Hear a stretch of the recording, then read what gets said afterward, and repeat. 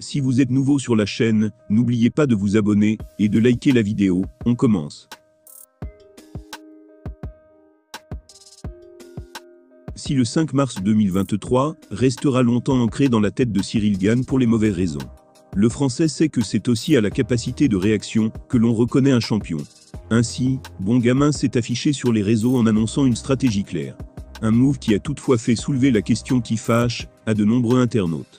Après la chute, c'est l'heure du rebond. Démoli par Jon Jones à l'UFC 285, Cyril Gane a tiré une leçon essentielle de ce combat raté.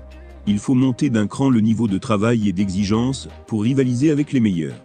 Dans cette optique, le tricolore a choisi de prendre le taureau par les cornes et de s'impliquer à fond pour combler son retard. Dans un des rares posts qu'il met sur son compte Twitter, Cyril Gane a tenu à faire savoir à tout le monde qu'il suit un entraînement intensif à bas de grappling.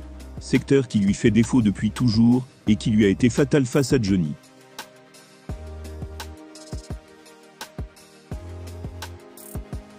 Accompagné de quelques photos, il a écrit « Une semaine déjà, que du grappling. Je m'améliore chaque jour, et j'adore ça ». L'initiative est évidemment à saluer, mais elle rappelle forcément le refus de Gane de se rendre au Daghestan, pays où Khabib Nurmagomedov l'avait invité, afin de parfaire sa lutte. C'était d'ailleurs la question sur le bout de la langue de tous les fans. Voilà quelques-unes de leurs réactions. Pourquoi tu n'acceptes pas l'offre de Khabib, afin de t'entraîner avec le GOAT? Accepte l'invitation de Khabib au Dagestanais frère, tu rates littéralement l'opportunité de ta vie. Va travailler ta lutte au Daghestan avec Nurmagomedov, et separe-toi de ton mytho de coach.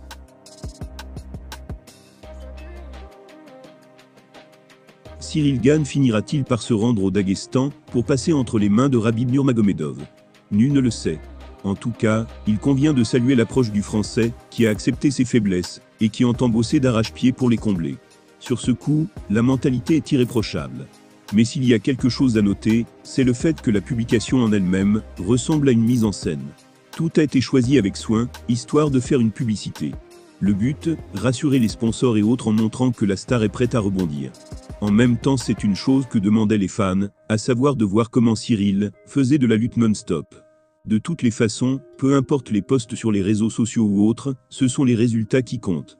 Attendons de voir ce qui va arriver en septembre, lors de l'UFC Paris.